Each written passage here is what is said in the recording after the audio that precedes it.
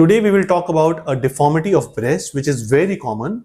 In fact, around 30% of our female patients who come to me for breast augmentation will have either this deformity or maybe a component of that, and they do not know. And this deformity is called as tuberous breast deformity.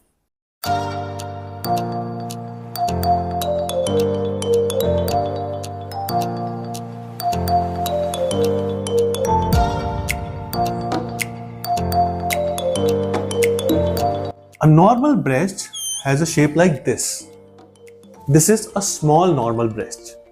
And if they want augmentation, we can do an augmentation by implants or fat transfer. But what is a tuberous breast? In tuberous breast, the breast shape is like this. If you can see between these two images, the inferior pole is not developed. It is smaller. In a normal breast, it flows like this. And this is what leads to tuberous breast deformity. In these patients, sometimes the nipple and areola size is also bigger.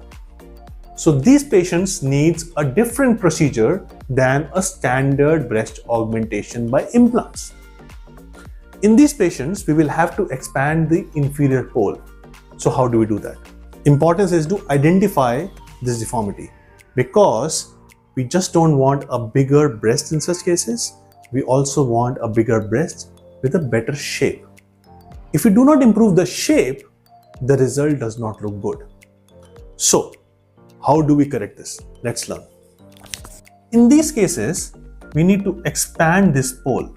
So, there is a technique called as Radial Scoring. So what this technique does is it opens up the bands, the constricting bands restricting the growth of inferior pole of the breast. This opens up. Now, once this has opened up, this has the tendency to contract back again. And that's why what we need is an implant to improve the shape of this breast. And once we have done a radial scoring, the skin can expand. So to keep it expanded, we need to put in an implant. So what we have learned till now, for tuberous breast correction, we need to do a radial scoring technique followed by implant. Along with that, many times in these patients, there is a wide intermammary gap. Now what is wide intermammary gap? If this is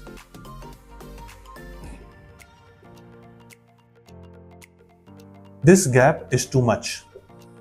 So in such cases, we don't have to just put an implant, we also put fat here to do hybrid breast augmentation technique, so that we get a narrower cleavage, a much better shape of the breast.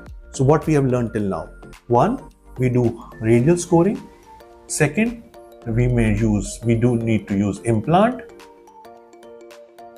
3rd, we may need to use fat. These 3 things will be needed to correct the tuberous breast shape. 4th, very important, the size of your areola. If in such women the size of areola is big, then we may need to reduce this size as well.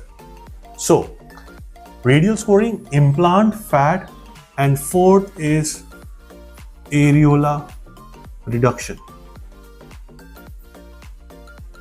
All these 4 components are important to correct the shape of tuberous breast. So, if you have understood now, correction of tuberous breast is much beyond a normal breast implant or augmentation. It's much more complex, much more detailed, and these details are what makes the result stand out. If you have any questions about this procedure or any other aesthetic procedure, please connect with us. Me and my team are always there to guide you honestly and scientifically.